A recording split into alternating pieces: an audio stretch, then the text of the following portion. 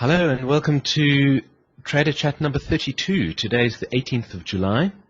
We're approaching the summer holidays at a frightening speed, and without further ado, we need to run through our legally obliged disclaimers. We do have to go through these, and to make it even better, I have to read them out to you to make sure that everybody has clearly understood them. So here we go. Please be aware that all trading involves risk. Be aware of and accept this risk before trading, and never trade with money that you cannot afford to lose. You should also be aware that past performance of any trading methodology is no guarantee of future results, and no representation is being made in this broadcast that any account will achieve profits or losses similar to those discussed. Finally, all results should be considered to be hypothetical unless otherwise specified, and hypothetical performance results have many inherent limitations and, unlike an actual performance record, do not represent actual trading. Right, a few points about using NetViewer. For those of you who are new, I do see a few new names there, which is great. First of all, you should know that the best way to ask questions is to type a message into the chat window. If you cannot hear me, check your speaker slider. I should probably say that louder, but if you can't hear me, check your speaker slider in your NetViewer control panel that operates separately to your system volume. If you'd like to speak to me, right-click to indicate this. Be a little careful of those mouse clicks because they tend to pop up brightly colored arrows and bubbles, which can be a little bit distracting. Speaking about distractions, we are going to be taking a break. That's right, although we will still be here, we'll be taking a break from Trader Chat. We're not going to be doing Trader Chat for the next few weeks. We will be back at the end of August, and in fact we're going to come back at the end of August not only with Trader Chat, but we're going to have some exciting announcements. We're coming back with some bigger, better, greater ways for our community to all get together, which is what Trader Chat is all about, for you all to get together and for us to share trading ideas and ideas surrounding Sentient Trader and Hurst cycles analysis, of course. So look out for that. We'll be making some announcements towards the end of August about those new things. Okay, let's get down to the meat of the matter, and let's start taking a look at the markets. As always, if you have any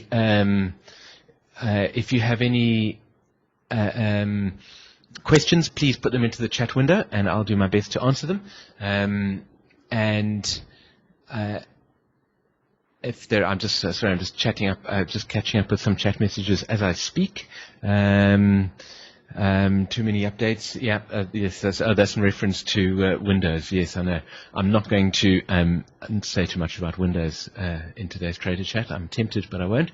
What I thought I would talk about, of course, if you have any specific questions, I'd be delighted to answer them and talk about them and so on. And Trader Chat, as always, is really just a way for us to talk about Hurst cycles and the markets in general, and take a look at using Sentient Trader to analyze and to trade those markets. I'm happy to answer any questions you have, whether they are complete beginner questions or very advanced cycle analysis questions. I'll do my best to answer them.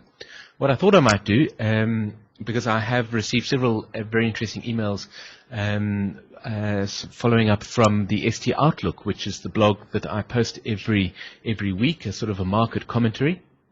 And I've had some questions around the sort of longer term suggestions I've been making in ST Outlook, and I know that my views differ from other Hurst analysts. In fact, my views differ fairly markedly from some Hurst analysts whom I respect very much, and who are I know, using Sentient Trader to analyze their markets. So it's quite interesting to look at the difference there. So that's what I thought I would do, is take a look at that longer term picture. And I see some questions. Could you please speak about the euro briefly as well? Yes, indeed, I'd be happy to speak about the euro.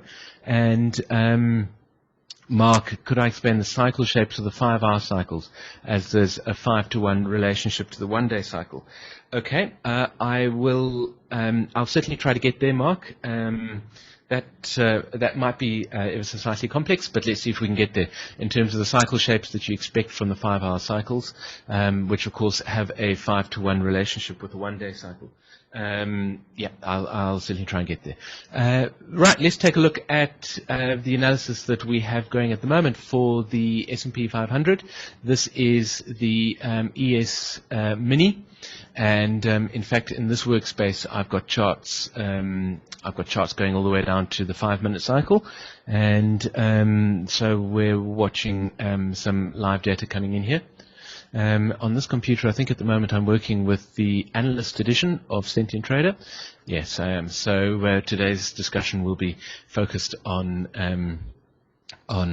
analysis, because I'm working with the analyst edition of Sentient Trader. So this is, of course, the 5-minute chart, and we're getting live data in, but I thought I would speak a little bit more about the longer-term picture and what I think is going to be happening, particularly as we're taking a bit of a break over the summer holidays. What do I expect is going to be happening over the next further than several weeks, let's say several months, perhaps up towards the end of this year.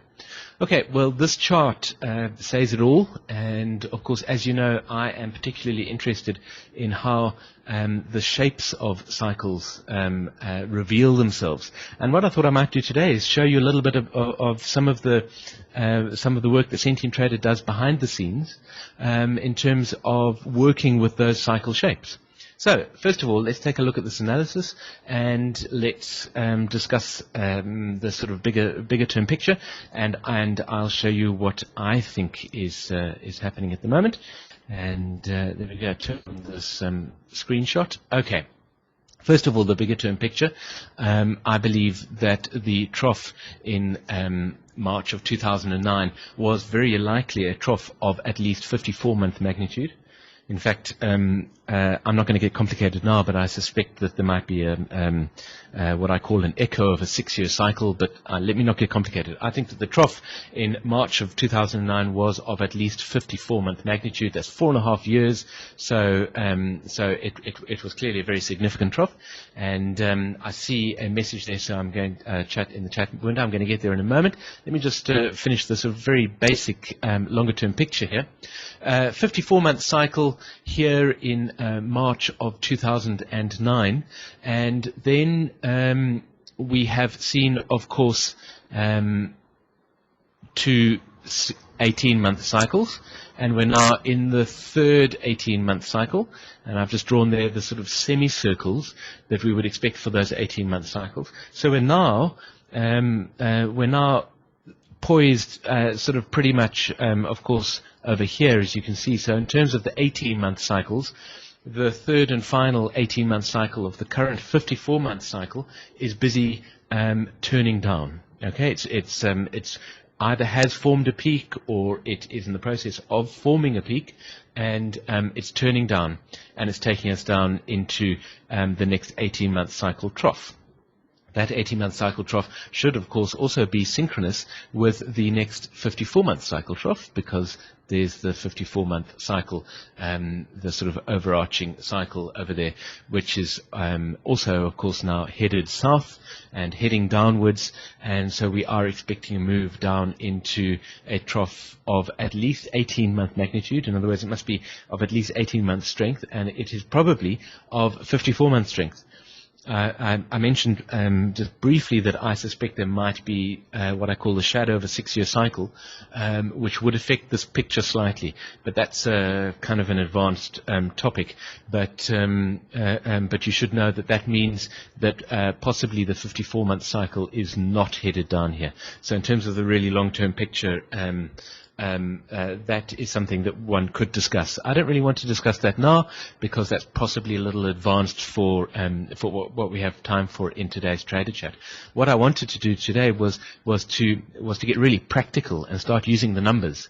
I talk about cycle shapes in very vague, abstract ways sometimes, but in fact there is a very, very concrete way that you can look at cycle shapes, and Sentient Trader as a computer application has to look at cycle shapes in concrete ways. Okay, Sentient Trader as a software application can't be vague and abstract and say that looks kind of bullish to me, or I'm expecting a sort of a bearish cycle. Sentient Trader has to be very specific, so there are very concrete ways of looking at and talking about cycle shapes, and that's what I'm going to talk about today. That's what I plan to speak about today, is to take a look at some of the numbers that Sentient Trader is working with behind the scenes. Let me get to that question from Steve. I can answer it at my pace rather than at the end. Read the longer-term cycles. I noticed in some past trader chats your analysis of S&P had a 54-month and a 6-year as harmonic. What are your thoughts on that now? Do you think 2003 to 2009 was just a long 54-month cycle? Okay. Okay. So Steve, I've sort of I sort of put my toes into the water in terms of exactly that question, and you've answered the question. So you've asked the question. So let me now answer it. There are.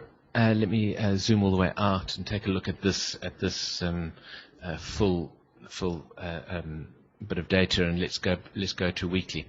As Steve has pointed out, I work with several different analyses, and so he's asked me about the 6-year cycle and the 54-month cycle. Now you will know that according to Hurst's nominal model, the nominal model that Hurst defined and found in the markets, there wasn't a 6-year cycle in that nominal model. And if you have a look at this analysis is being performed purely on the basis of Hurst's nominal model. In other words, the cycles that Hurst found in the market. And if we go to analysis and take a look at nominal model, and if we edit the model on this current chart, then you can see the nominal model that I'm working with here. Okay, this is the default nominal model. If all you've done is installed Sentient Trader and you're just running with the default settings, which of course we advise, then this is the nominal model you're working with. It has an 18-year cycle, then 9-year, and then 54-month or 4.5-year, and then 18-month. Okay, that's Hurst's nominal model. Hurst defined that nominal model in his Hurst Cycles course. When I started working on Sentient Trader, I explored all kinds of other nominal models, and we find many users of Sentient Trader go through much the same journey that I went through. You experiment with other alternative nominal models, but what often tends to happen is that you'll do the same thing that I did, and you come back to Hurst's original nominal model, because I found over a great deal of research that the nominal model that works the best for stock markets is Hurst's default nominal model. Okay, so that's of course why Sentient Trader has this as the default nominal model. However, as Steve has pointed out, in some of these trader chats, I have worked with analyses that have a 6-year cycle in the nominal model that is performing the analysis, and the reason for that is because I believe it is possible that a 6-year cycle is at play, and in fact, I've described that 6-year cycle in various places and at various times as not a true cycle, but the echo of a cycle. And the reason for that is because we know that in this nominal model there is an 18-year cycle. Okay, and so the harmonic ratio between 6